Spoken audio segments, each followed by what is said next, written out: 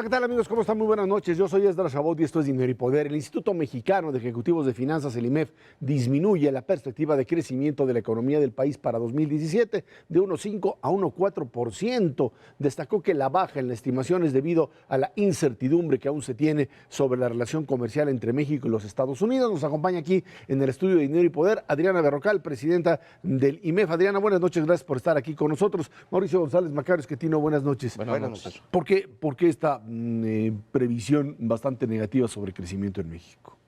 Mira, todos los indicadores nos están llevando a pensar que la desaceleración económica que está iniciando pues va todavía a continuar por algún tiempo. Nuestros indicadores, el indicador IMEF manufacturero y no manufacturero, ambos se encuentran en zona de contracción desde hace más de 4 meses, el no manufacturero hace 5 meses. Eso significa pues una desaceleración. Y por otro lado, tenemos los resultados de la producción industrial, específicamente en el área de la construcción, que ha tenido también un decrecimiento muy resaltable, el tema de edificación, que no había disminuido. Tenemos las ventas de ANTAD, que también están mostrando una desaceleración, una disminución del crecimiento muy significativo comparado con el mismo mes del año anterior, comparando febrero contra febrero. Entonces tenemos muchos indicadores y si a eso le podemos sumar también el tema pues anecdótico, se podría decir, ¿no?, de inversiones que se nos comenta que se están deteniendo, que están posponiendo, que están en duda, pues tenemos muchos incentivos para pensar que efectivamente nuestra meta del PIB para este año va a ser menor a la que teníamos contemplada. Estaríamos pensando que el tema de crecimiento de la economía norteamericana, más allá, por supuesto, de todo el debate del modelo proteccionista Trump o no, un crecimiento mayor de la economía norteamericana como se prevé supuestamente en función de, pues más que nada de la inercia que le dejó la anterior administración, más de lo que usted pueda realizar Trump, eso podría de alguna forma voltear la balanza y empezar a pensar en un crecimiento un poco mayor. Seguro, recordemos que pues, Estados Unidos es parte del motor o de la locomotora que jala a México. Que a ellos les vaya bien, a nosotros nos representa un beneficio. Sin embargo, el tema de la manufactura en Estados Unidos ha tenido pues también una desaceleración desde antes del tema Trump. O sea, ya tiene tiempo en que la manufactura, que la industria en Estados Unidos se ha venido alentando y más allá pues, del optimismo con el que se ven algunas de las medidas que está planteando Trump, ¿no?, que podrían repercutir en mejorar su dinamismo, el tema de los ajustes fiscales. Hoy en la mañana vimos que el tema de desempleo pues no tuvo una buena nota, ¿no?, que al revés subieron las solicitudes de desempleo. Entonces, estamos en un momento muy incierto, donde hay tantas variables que parece que están en una caja y es muy difícil saber cuál va a tener más impacto finalmente, pero definitivo, pues si a Estados Unidos le va bien, nosotros tenemos nuestra ración de bienestar, sí. Adriana, ustedes en el IMEF son un grupo de profesionales que pues realmente están en la bronca financiera de todos los días en diferentes empresas, en muy distintos sectores de la economía. ¿Cuáles son los riesgos, aparte de la agenda proteccionista de los Estados Unidos, cuáles son los riesgos que están percibiendo en tu membresía? ¿Qué es lo que les preocupa para el resto del año, para el 2018? ¿Cómo ven eso? Te diría que los temas principales son los que nos preocupan a toda la ciudadanía. No hay alguno en especial que sea solo de preocupación de la gente que está en el tema financiero. Tenemos, por un lado, la corrupción y su impunidad, que siguen siendo noticias de 8 columnas. El Estado de Derecho, por supuesto, que forma parte del mismo tema. Y en otro sentido, el tema de inversión y el riesgo que se percibe de invertir en México. En el IMEF estamos muy preocupados y ocupados en buscar cómo incentivamos la inversión en nuestro país, tanto de inversionistas locales como de inversionistas extranjeros. Tenemos que recordar que la gran parte de la inversión que se hace en el país la hacemos mexicanos. Entonces, a veces parecería que todas los incentivos o las invitaciones a invertir son para extranjeros, ¿no?, que inclusive las mejores condiciones de inversión son para ellos y el motor que ha estado impulsando el crecimiento en el país pues ha sido a partir del consumo interno y de la inversión de mexicanos. Entonces, te diría que nos enfocaríamos en temas como Estado de Derecho y cómo incentivar la inversión. ¿Y dónde ven las restricciones a la inversión? O sea, ¿es falta de dinero para financiar la compra de activos fijos? ¿Es riesgo de carácter político? Hablabas hace rato de la incertidumbre. ¿Dónde están? O sea, ¿por qué no hay más inversión productiva en nuestro país, según ustedes? Es una combinación de factores. En parte tiene que ver con la incertidumbre de qué va a pasar con nuestra relación con Estados Unidos y cómo se van a mover también las inversiones que ellos están trayendo con nosotros. Entonces, los inversionistas muchas veces están esperando a tener una definición mayor para decidir a dónde irse, porque recordemos que ahora no es un tema de, pues, de invertir en lo corto geográficamente hablando, sino que tenemos todo el globo para buscar la mejor combinación riesgo-beneficio. Justo ayer estaba leyendo un análisis de Bloomberg que decía que México es el mercado emergente más atractivo para invertir. Entonces, creo que estamos ganando esa batalla de generar la confianza y lo que tenemos es que tener un poco de paciencia en que se calme un poco esa turbulencia y podremos entonces tener el detonar en esos proyectos que hacen falta. ¿Qué te diría por otro lado? Pues que hacen falta también las condiciones necesarias para garantizar tanto el retorno adecuado como el retorno de la inversión al final del periodo de inversión, ¿no? Voy a regresar al tema del Estado de Derecho, pero sigue siendo relevante y yo creo que es uno de los factores que le dieron tanto éxito al Tratado de Libre Comercio, ¿no? Que se negociaron temas comerciales, pero también aparejados con una mayor seguridad en el destino de las inversiones y sus rendimientos. Al respecto, Adriana, al respecto de seguridad para la inversión y Estado de Derecho, una de las reformas que se hicieron al inicio de este sexenio, que en mi opinión es mucho más importante de lo que cree la mayoría, es la reforma financiera. Ahora que están los banqueros allá en su reunión, han festejado mucho esta reforma, dicen que ha estado funcionando bien, pero ellos son los que prestan, ¿no? Ustedes en el IMEF son más bien los usuarios de este crédito que, según nos dicen, ha crecido de manera importante. ¿Cómo perciben ustedes el efecto de esta reforma financiera? ¿Ha simplificado el financiamiento, mejores créditos, más accesibles, mejores plazos? ¿Cómo lo perciben ustedes? Efectivamente, la reforma financiera dentro de las reformas estructurales sí ha ayudado a que haya una mayor apertura y un mayor acceso al crédito. El crédito se ha venido incrementando principalmente a las empresas, lo cual es relevante porque les apoya ya no solo en temas de corto plazo como líneas para capital de trabajo, sino también para inversiones en activo fijo, que son inversiones de más largo plazo. Se ha facilitado también el proceso de seleccionar con quién quieres un crédito, porque ya la información es también más transparente. Entonces eso lleva también a una mayor competencia y mayores posibilidades para los consumidores, a final de cuentas. ¿Qué falta? Todavía hay mucho trabajo que hacer en temas de inclusión financiera. La banca no llega a todos los niveles. Una de las propuestas que se han venido estudiando dentro del IMEF es también la posibilidad de facilitar el traspaso de los créditos de nómina, por ejemplo, porque para mucha gente, pues ese es como su primer acercamiento a una institución bancaria, ¿no? Un crédito de nómina que se da con relativa facilidad y es importante que esos créditos tengan un buen soporte en cuanto a temas de riesgo para que las instituciones bancarias sigan dando las facilidades. Entonces te diría que sí se ha avanzado, aún queda mucho por hacer. Hablamos tema de inclusión financiera y en particular pues el tema de inclusión financiera a las mujeres que en el Fondo Monetario Internacional, Christine Lagarde le ha dado mucho impulso en el sentido de la influencia de las mujeres para generar bienestar a las siguientes generaciones a través de sus hijos, ¿no?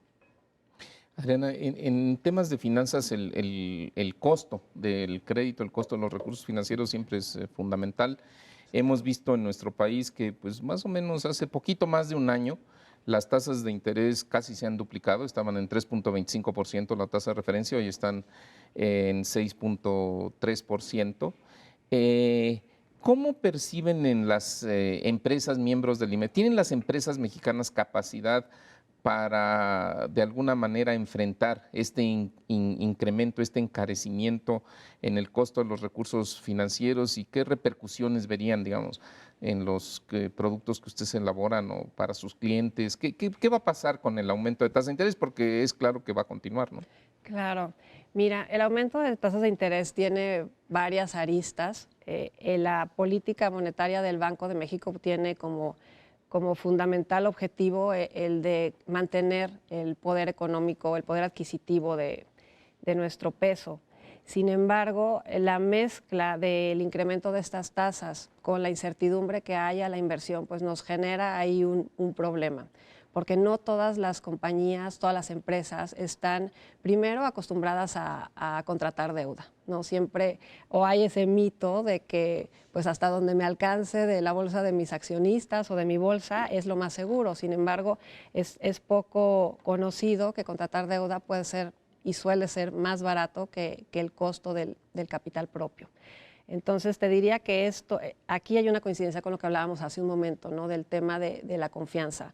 Si te vas a endeudar, necesitas tener un plan de negocios firme y para eso necesitas tener pues, algún compromiso de un mercado que va a consumir tus servicios o tus productos. Entonces, mientras tengamos esta incertidumbre, yo creo que son pocas las empresas que se van a decidir a contratar créditos.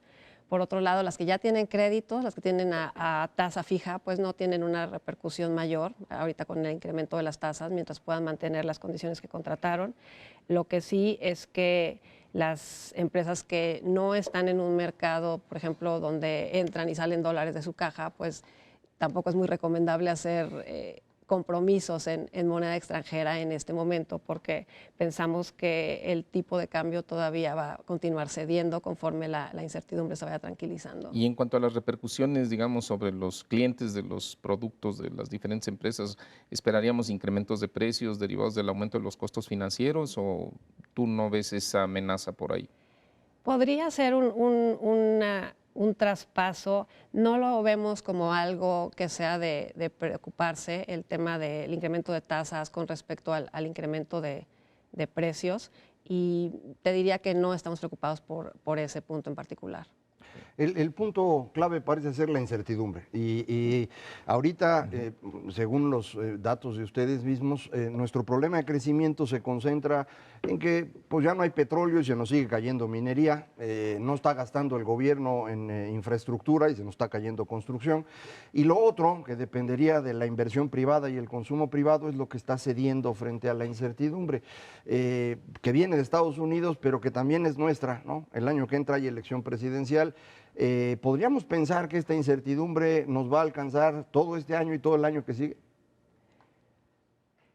La incertidumbre viene de tantos años, es que ni siquiera es una incertidumbre de Trump, yo creo que se ha agravado o se ha hecho más intensa, pero al inicio de este sexenio la incertidumbre era de si iba a haber reformas estructurales y cuándo iban a salir. Tuvimos un impasse bastante identificable y las cosas se resolvieron, salieron las reformas, empezó a andar el país, pero pareciera que nos estamos acostumbrando de alguna forma a vivir en la incertidumbre y en la volatilidad.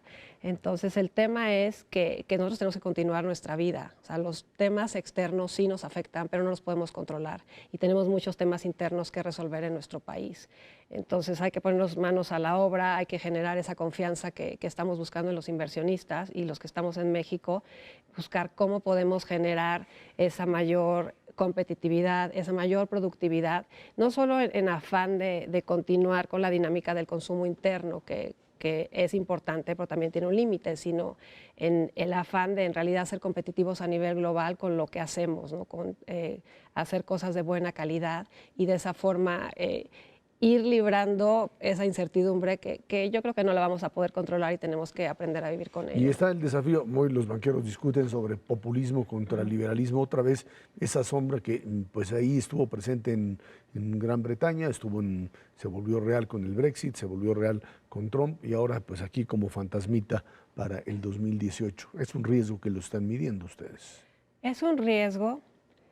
Te diría que a mí me llama la atención que se enfoque tanto, o sea, todo un evento en ese tema. No sé si sea un mensaje subliminal, No, ni pero subliminal, muy muy claro, muy directo. abierto.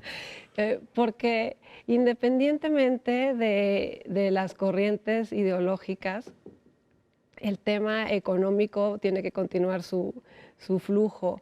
Y sabemos que el valor de los activos, cualesquiera que estos sean, siempre se van a terminar definiendo por un mercado. Entonces, independientemente de las propuestas a corto plazo que parecieran ser populistas o nacionalistas, los términos económicos son los que van a definir cómo se van a comportar los mercados. Lo estamos viendo en Estados Unidos, todas las dificultades que está teniendo Trump para aterrizar una sola de las propuestas que ha hecho, una sola de sus políticas, porque ya se están dando cuenta, uno, de que van a costar, otra de que sí las van a tener que pagar ellos. Claro. Entonces, esas soluciones de corto plazo no los vemos que vayan a impactar en el largo plazo. El tema es que hay que sobrevivir el corto plazo, ¿no? A ver cómo nos va con eso. Adriana Berrocal, presidenta del IMEF, muchas gracias por estar aquí con nosotros. Gracias por la invitación. Gracias. Vámonos a una pausa. Esto es Dinero y Poder.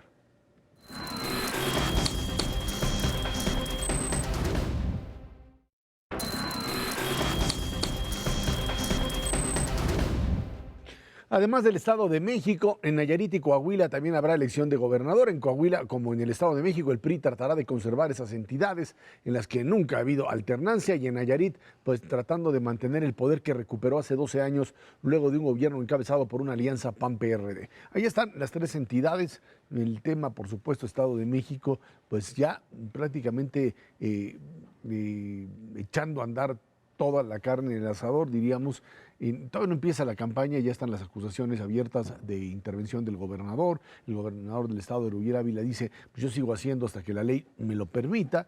Es parte de este juego, en algo que pues es muy claro, ¿no? El Partido Revolucionario Institucional y el gobierno federal se están jugando el posicionamiento del PRI y del propio gobierno para la elección presidencial, y por ello están jugando a esta parte, mientras que Acción Nacional, por supuesto, está en esta disputa en un intento de tener una visión o una posición mucho más clara, mucho más de vanguardia frente a lo que ya tiene. Hay que recordar que el PAN fue el gran ganador de la elección de 2016 y que es algo que, independientemente de sus pugnas internas, trata ahora de explotar diciendo: nosotros somos la alternativa, frente a, por supuesto, el desastre que se tiene en el PRD, en una guerra pues prácticamente desatada al interior para descalificar todo absolutamente, su dirigencia, sus senadores, sus diputados, todo el mundo peleándose, todo el mundo tratando de romper o de destruir al partido, en aras de fortalecer, dicen algunos, pues esa candidatura que ahí está otra vez,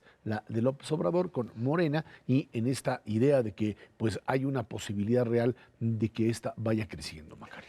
Sí, y de hecho este estado de Nayarit, donde decías el PRI va a tratar de recuperarse, lo perdieron hace 12 años con el papá del candidato actual, que ganó a través de una alianza como la que tiene el candidato actual, es decir, PAN-PRD, respaldaron al señor Echavarría hace 12 años, ahora al hijo. No tengo información de encuestas, pero todo indica que es una competencia cerrada, no es una cosa sencilla, digo, reaccionando a lo que han dicho los actores políticos en esa entidad. En Coahuila y en Estado de México, que el PRI nunca ha perdido, pues hay cierta ventaja del PRI todavía.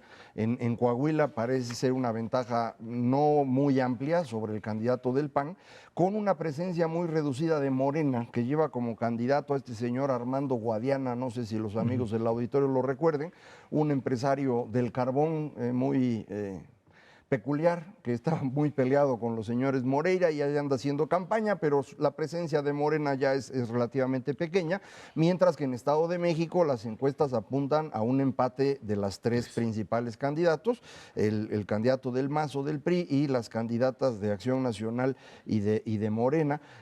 Vamos a saber, me imagino, pronto cómo se van acomodando, pero parecería que arrancan en un empate. Cualquier estado de estos tres que perdiera el PRI lo pone por primera vez jamás en la historia con menos de la mitad de los gobernadores del país. En consecuencia, pues el PRI realmente lo que tiene que tratar de hacer es evitar derrotas. No es que vaya a ganar con estas elecciones, su única opción es perder, y por eso están tan angustiados. Pero ¿no? creo que un triunfo del PRI, lo que no se ve ahorita muy claro, un triunfo del PRI, independientemente de que en términos numéricos le permitiría tener eso, le haría revertir una tendencia muy clara, ¿no? La del 2016, Macario, donde ellos pueden aducir que pues recuperaron algunas partes, etcétera. La percepción real, la percepción de la ciudadanía es que el PRI perdió 2016. Y hoy el PRI lo que intenta al tratar de ganar Estado de México, Coahuila y Nayarit, es decir, ahora sí ganamos solo ganando las independientemente. tres, ¿eh? Solo ganando las tres. Yo te diría ganando 2 de 3. Si tú dices que no, yo digo, si ganan Estado de México y Coahuila, perder Nayarit todavía les permitiría un cierto margen de maniobra. Y ahí vas cayendo. Coahuila sería ya perder Nayarit y Coahuila sería una tragedia, y Estado de México sería prácticamente el fin, Mauricio. Exactamente, yo creo que todas las elecciones son importantes, especialmente para los habitantes de las diferentes entidades federativas. Pero a nivel nacional yo diría que sí son muy diferentes. O sea, el Estado de México, lo que me parece claro, bueno, pues sabemos que la competencia está reñida, hay que ver cómo avanzan las campañas. Si el PRI ganara el Estado de México, no necesariamente se da este efecto, digamos, ha tenido una disminución en la preferencia electoral a nivel de varias entidades federativas, lo vimos claro en las elecciones del año pasado, y por lo tanto no podría asegurarse que ganaría la elección presidencial del 2018. Ahora, si el PRI perdiera el Estado de México, pues entonces ahí sí creo que sería muy difícil, independientemente del candidato que pudiera tener y los otros partidos igual, que el PRI resultara triunfador. Es muy pronto para decir, pero ya hay algunas encuestas que señalan en preferencia electoral a nivel nacional, pues que el PRI parece estar ubicado en un tercer lugar. Entonces, ahí sería complicado. Nayarit y Coahuila, repito, son muy importantes pues, para los habitantes de esos estados, pero no tienen la misma trascendencia a nivel nacional. En el caso de Nayarit estamos hablando de un padrón de cerca de 800,000, no llega a 1,000,000, 800,000 personas más o menos, cifras cerradas. En el caso de Coahuila es un poco más alto, son 2 millones, pero bueno, pues la verdad de las cosas es que digamos, los posibles triunfos o los triunfos que pueda tener aquí el PRI, que sin duda va a dar o puede dar una mejor pelea, no necesariamente van a tener una repercusión de carácter nacional, ¿no? Además, aquí el tema es que las elecciones se ganan, dicen, con la capacidad de operación de los gobernadores. O sea, hemos visto, y es claro, que los gobernadores, si tienen habilidad, y tienen dos cosas, habilidad, o sea, capacidad, y pues por supuesto voluntad política, porque hay veces que lo que hacen es pues actuar en contra incluso a veces de su propio interés por otro tipo de cosas, porque quieren pegarle a otro, porque no les importa sacrificar, etcétera. El PRI para poder ganar la presidencial necesita tener un operador en el Estado de México. Si no tiene hoy un operador en el Estado de México, ya no tiene Veracruz, que sería el otro centro importante de votos, no tiene Puebla, no tiene Querétaro, no tiene Guanajuato, no tiene Jalisco, no lo va a tener porque seguro lo gana Movimiento Ciudadano, no tiene Nuevo León. El único estado grande que tiene en este momento es el Estado de México. Pierden eso, ya no hay más. No tiene, efectivamente, pero más allá de esto, Estado de México, como bien decía Mauricio, si el PRI lo pierde, pues se puede olvidar de la presidencial. Si lo gana, pues no ha ganado nada. En cambio, los otros dos partidos, si ganan el Estado de México, pues abonan mucho a su causa. Si ganara, por ejemplo, Josefina Vázquez Mota de Acción Nacional, esto le daría ya a ese partido una fuerza pues muy significativa. Creo que además decantaría ya la candidatura de Ricardo Anaya sin ninguna duda, y esto simplificaría el proceso para ese partido. Si ganara la candidata de Morena, Delfina Gómez, entonces probablemente esto ayudaría mucho a López Obrador. No sé si eso le garantizaría el triunfo o no, indudablemente es muy importante. La señora Delfina a lo mejor no va a ser quien opere, pero el que la controla, que es Higinio, es el que va a hacer todo y sí lo puede hacer. Aquí la parte importante es saber cuál sería la reacción de todo el norte de México frente a eso. porque en la elección anterior, donde López Obrador estuvo a poquito de ganar, la que fue en 2006 contra Felipe Calderón, el mapa del país se divide muy claramente entre el norte apoyando a Calderón y el sur apoyando a Andrés Manuel. Entonces, esta parte central modificaría de manera muy interesante el voto, ¿no? Perdón, Mauricio, y el tema del Estado de México está girando, y cuando uno platica, entrevista a los candidatos o los actuales candidatos, todos van sobre un tema que parecería ser el que estaría dándole vueltas, que es el tema de seguridad. Así es. Ahí es, o sea, más allá de cuestiones de orden económico que tú dirías, bueno, pues sí está presente, es el tema seguridad. Ahí donde parecería ser que el gobierno actual pues falló, simplemente no tuvo capacidad de actuación más allá de la presencia de fuerza, etcétera. El presidente yendo al Estado de México permanentemente, el tema que donde hay una reacción por parte de la ciudadanía es seguridad o más bien inseguridad, y ahí está la gran apuesta. Exacto, y ahí el gobierno actual del señor Erubiel Ávila, pues vamos a decir que está en problemas, porque los indicadores de seguridad, o sea, todos los delitos malos que uno quisiera considerar se han deteriorado, y eso lo percibe claramente la ciudadanía. Y el problema no solamente es eso, Esra, sino que no hay una estrategia clara al día de hoy de cómo podría eso mejorar, y por lo tanto pues está muy fijo en la mente de las personas de que están buscando una opción. En las elecciones se prestan para eso, a ver qué proponen los otros candidatos en materia de inseguridad. Es muy claro en el Estado de México, pero no es el único caso. Digo, Coahuila no está viviendo precisamente una situación de tranquilidad, Nayarit también tiene sus problemas, es una cuestión de carácter nacional. Brevemente te diría, otra cosa que ha llamado mucho la atención de las elecciones, a veces se nos olvida, es el tema del costo. Yo estaba leyendo algunos reportes, particularmente de Integralia, que es esta consultora de Luis Carlos Ugalde, que a veces ha estado aquí en el programa, en donde decía que, bueno, pues estas elecciones de Nayarit, de Coahuila, Estado de México y también Veracruz, porque hay elecciones locales ahí, municipales, van a costar 4.400 millones de pesos, es verdaderamente un dineral, pero además sube el costo 40% en Coahuila y 80% en Nayarit, porque cambiaron las fórmulas de asignación de recursos, y pues vamos a decir que sí van a tener más billete en esta ocasión para todo tipo de gastos de campaña, promoción, etcétera. Se oye mucho, pero ojalá fuera eso lo que cuestan las campañas. No, cuestan mucho más, pero 4 o 5 veces pero ahí te va, pero estos son recursos públicos. Bueno, estos son los públicos. No, los otros también son públicos. Nada más que nadie los ve pasar, se los sacan al gobierno del Estado, a sus presidencias municipales, a sus congresos. Pues los políticos son los principales lavadores de dinero en México. Eso es una cosa que no hemos querido aceptar. Entonces, el costo, por ejemplo, de estas campañas en el estado de Veracruz no solamente va a ser en dinero, sino en orden político. Morena no ha podido definir a sus candidatos porque está teniendo el problema de un partido que no existe, que es solamente el líder. No pueden repartir las candidaturas, está haciendo una tragedia ahí, y eso, pues a final de cuentas, también va a tener costos, ¿no? Bueno, pues ahí están los distintos estados de la República, y lo que queda en campaña, y lo que queda claro es que mucho dinero, otra vez, que el INE tendrá que estar vigilando, si es que tiene mecanismos para hacerlo. Vámonos a una pausa y de regreso platicamos con ustedes sobre el tema de la economía mexicana en el marco de esta convención bancaria que pues apuestan, dicen, a la discusión sobre liberalismo y populismo. Esto es Dinero y Poder.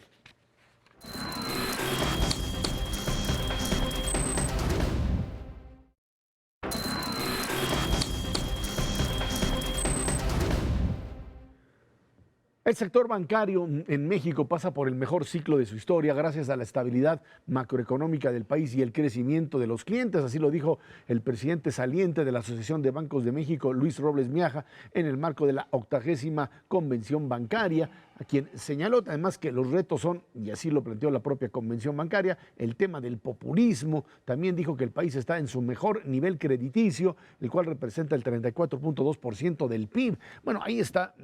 Suena raro que hayan tomado como tema este asunto del liberalismo y populismo. Es cierto, tenemos este modelo, esta discusión en Europa. No sé si se puede hablar en el caso europeo de un tema de populismo o de si el tema Trump es también ligarlo específicamente al concepto populismo y de ahí hacer la extrapolación y venir hacia México con el tema, sería básicamente el tema López Obrador populismo. No lo sé, no sé por qué finalmente se metieron en este rollo, pero bueno, el tema es si finalmente todas estas tendencias, yo no le llamaría populistas, más bien proteccionistas, que están tratando de, como ya lo platicamos en otras ocasiones, darle una respuesta a sectores que se perciben como desplazados del desarrollo económico. Hay un segmento de la población a nivel mundial, en Europa y en los Estados Unidos, que siente que pues, el modelo de integración mundial los hizo a un lado, les quitó privilegios y que, bueno, pues hay que dar marcha atrás y en ese sentido reconstruir un orden nuevo, contrario, por supuesto, a la tendencia que llevábamos desde hace tiempo. Sí, yo creo que esa interpretación es errónea. Es decir, yo creo que efectivamente hay una cantidad de personas que está tratando de defenderse y vota en contra de lo normal, vamos a decirlo así, pero no porque hayan sido desplazados en materia económica. Cuando uno ve las cifras, incluso en Estados Unidos o en Gran Bretaña, cómo votaron por Brexit o por Trump, no es un problema económico, es un problema de desplazamiento que tiene que ver con la forma como se entiende el mundo. Es decir, en las grandes ciudades, los jóvenes que están en las universidades están construyendo una interpretación del mundo muy diferente, en donde, por ejemplo, pues ya no hay dos géneros entre hombres y mujeres, ahora hay 36 géneros distintos.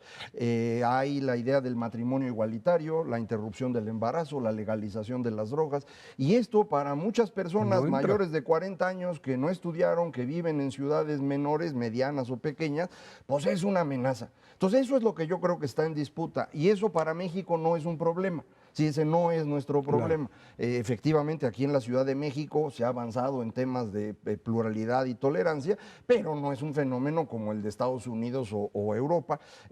Tampoco tenemos el fenómeno de Sudamérica, en donde el populismo rampante, tipo el de Hugo Chávez y todos sus seguidores, pues sí se hizo del poder y pues dañaron mucho a varias de las economías de ese subcontinente, pero ya prácticamente eso se terminó. Entonces nosotros no tenemos ninguno de esos dos fenómenos. El nuestro creo que es distinto. Yo también coincido contigo, no sé por qué le hacen tanto caso. Yo creo que verdaderamente el tema de la banca hoy es que la reforma financiera les está permitiendo hacer lo que no habían hecho nunca, prestar, que es dar créditos a tasas más o menos accesibles, con periodos de pago razonables, empezar a mover el dinero, pues, porque México tiene un nivel de crédito, tú mencionabas 34% del PIB, suena bonito, no es nada. No es nada. Chile está en 70%, los países de Europa Occidental en 150% del PIB promedian, Estados Unidos en 250% del PIB. Nosotros apenas nos estamos separando de Argentina o de países africanos con esta cifra. Entonces, hay mucho por andar, ¿no? Sí, yo coincido también que, bueno, más bien no entiendo cuál fue la razón por la que seleccionaron este tema del populismo como algo central. No quiero repetir lo que ustedes ya dijeron, pero no me parece que esa sea la preocupación fundamental de nuestro sistema bancario.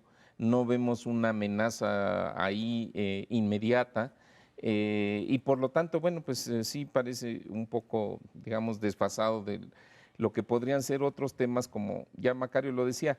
En México el uso del crédito es bajo y yo creo que ahí hay una enorme cantidad de posibilidades de discusión para ver cómo se pudiera incrementar sin generar riesgos para los bancos y por supuesto sin generar riesgos excesivos para los tomadores de crédito.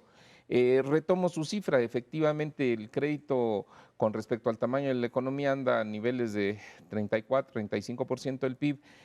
Con nuestras propias referencias históricas, en el año 1994, donde los bancos ahí sí salieron a dar mucho crédito en años previos de manera un poco descuidada, o más bien bastante descuidada, llegó casi a 40%.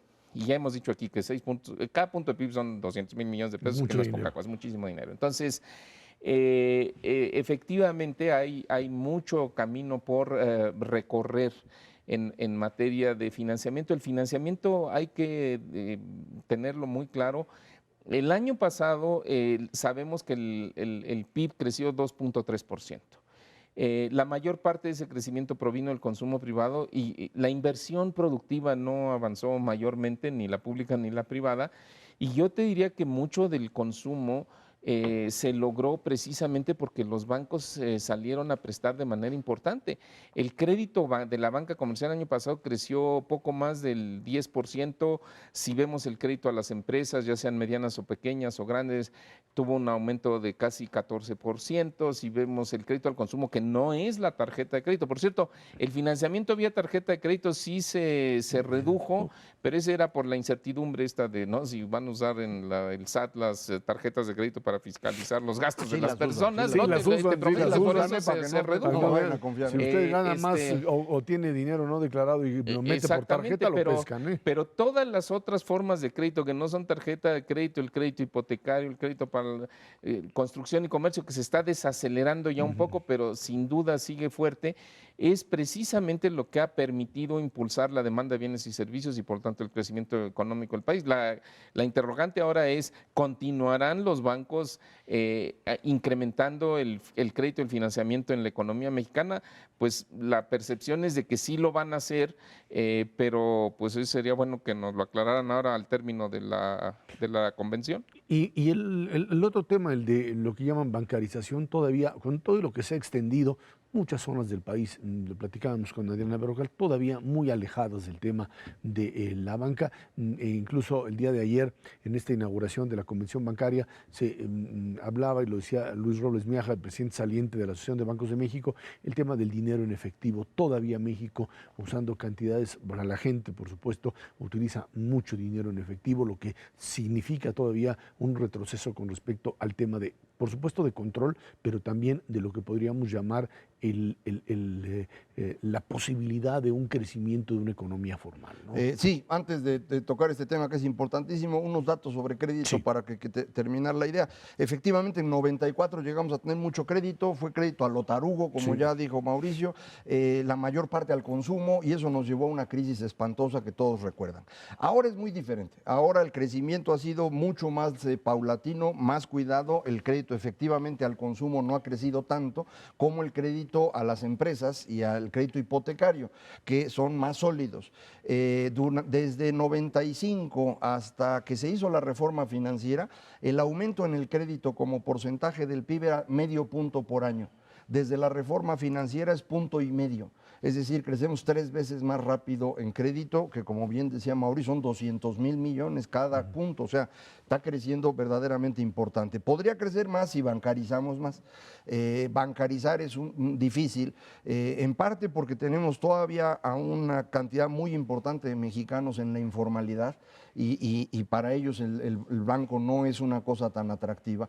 Formalizarlos es al mismo tiempo bancarizarlos y no ha sido tan sencillo lograrlo, pero adicionalmente necesitamos para que esto ocurra un avance tecnológico que en México no ha cuajado bien, que es el uso de la banca móvil a través de celular y demás. Esto bancarizó a buena parte de África, por ejemplo. Ellos pasaron de no tener bancos a bancos por celular, todo lo del medio nunca existió. Nosotros pues ya teníamos algo hecho y el movimiento al celular no ha sido fácil. No sé exactamente la razón, pero sospecho que una tiene que ver con que los celulares son el objeto más robado que hay. Es decir, cuando a alguien lo roban aquí en la Ciudad de México, en el transporte público, la gente va por los celulares. Y si tú en tu celular tienes ahí tu sistema para pagar, pues yo creo que te angustia. No creo que en África tampoco haya mucha seguridad. No, yo te garantizo que aquí es más que allá, el robo, sin duda, sin duda. Oye, otro tema que, digamos, yo diría más propio de una convención de banqueros fue el discurso del gobernador Carstens.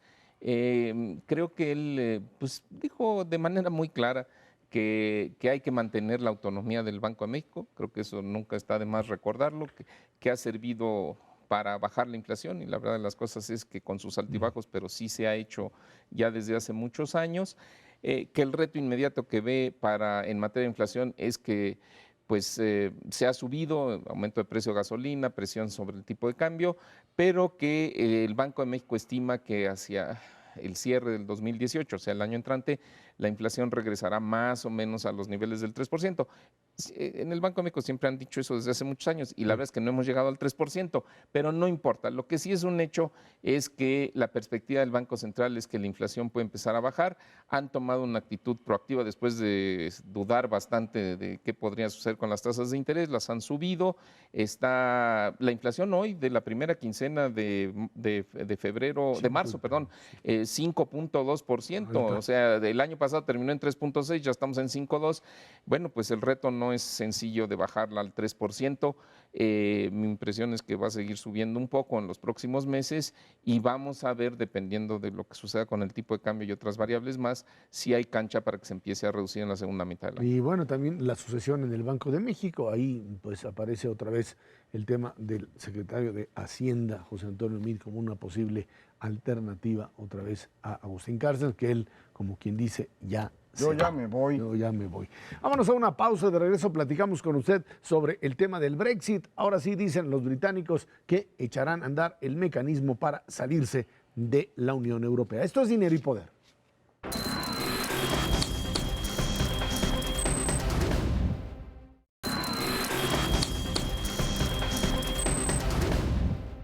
Londres notificará oficialmente el 29 de marzo su salida de la Unión Europea. El Reino Unido activará ese día el artículo 50 del Tratado de Lisboa mediante una carta de la primera ministra del Consejo al Consejo Europeo. Por su parte, el presidente del Consejo, Donald Tusk, anunció que celebrará una reunión extraordinaria sin el Reino Unido el próximo 29 de abril sobre el Brexit para adoptar las directrices encaminadas a realizar estas conversaciones con Londres. No, bueno, pues ellos pueden activar este mecanismo en el entendido de que pues, ha habido una enorme cantidad de resistencias dentro de la Gran Bretaña. La Cámara de los Lores lo trató de parar, hubo mecanismos internos para evitar que esta salida de la Gran Bretaña de la Unión Europea fuese así de sencilla, no lo lograron. Ahora dicen que la próxima semana estarían activando ya directamente el tratado y la Unión Europea lo que ha dicho es, ¿va en serio? Perfecto. Ahí está tanto Donald Tusk como Jean-Claude Juncker diciendo, no hay problema, nada más avísenos cuando aprieten el botón para que nosotros les digamos exactamente lo que pues representa irse de la Unión Europea. Irse de la Unión Europea, los ingleses insisten en que es solamente salirse de lo que sería pues la parte política, la parte del Parlamento Europeo, de los temas de orden político, de centralización y mantener, porque ellos sí creen en el liberalismo económico, que la otra parte se puede mantener. Y la respuesta de los sectores de la Unión Europea es out is out, o sea, estar afuera es estar afuera, y esto implica necesariamente un aumento en tasas impositivas, lo que, pues es cierto, va a dañar a la Unión Europea, ni duda alguna, por supuesto, pero creo que el daño será mucho mayor para Gran Bretaña, y a la hora que vean los numeritos, a ver si de verdad se avientan a verdaderamente, pues en un periodo, dicen, de 2 años, que yo me imagino que además lo que quiere hacer la Unión Europea es demostrar lo que le va a pasar a cualquier otro estado de la propia Unión que quiera irse así porque sí.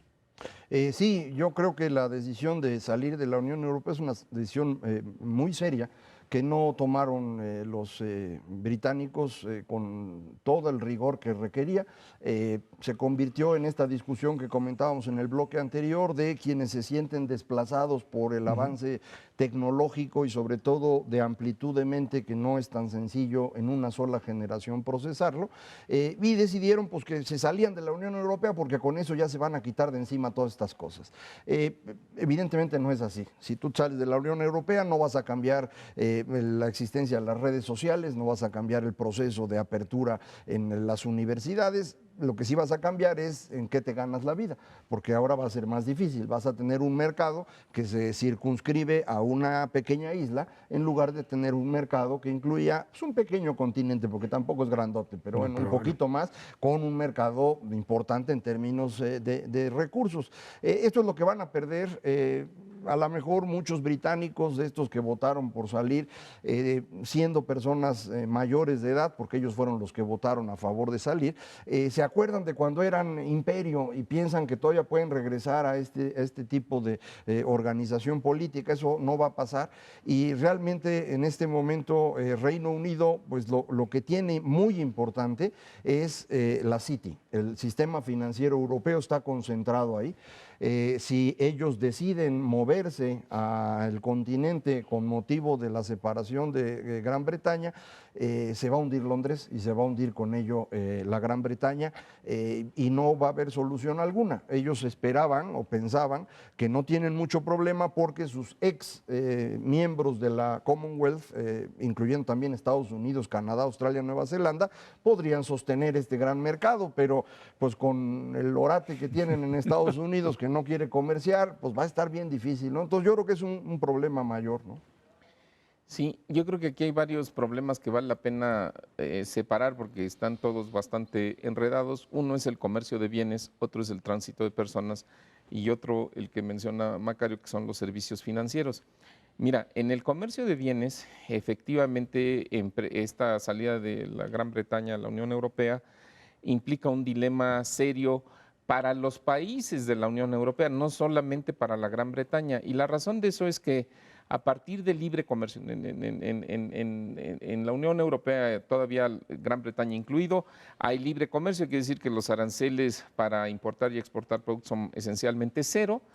Y entonces, pues esto ya lleva muchos años y se ha generado la zona de comercio internacional más grande del mundo. Si uno suma las importaciones y exportaciones entre Gran Bretaña y el resto de la Unión Europea, estamos hablando de 765 mil millones de dólares. Nada más para darnos una idea.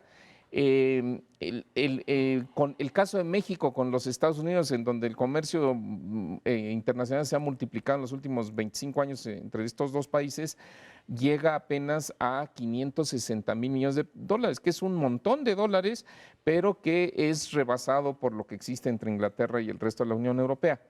Hagamos un cálculo muy sencillo. 765 mil millones de dólares, ¿cuánto les gusta a ustedes dos que represente la utilidad de cada dólar de comercio? Vamos a decir 10%, el margen de utilidad. Me parece poquito, pero bueno, vamos a suponer que no es un margen muy elevado. Son 75 mil millones de dólares de utilidades que se dan entre Gran Bretaña y todos los demás países de la Unión Europea. Entonces, ahí tienen un problema porque si le empiezan a poner barreras al comercio de bienes, lo que va a suceder es muchas empresas van a perder dinero, algunas quebrarán, y el dilema está en que los consumidores, tanto de la Gran Bretaña como de la Unión Europea, pues serían los que pagarían los mayores aranceles, o sea, el mayor costo de las mercancías.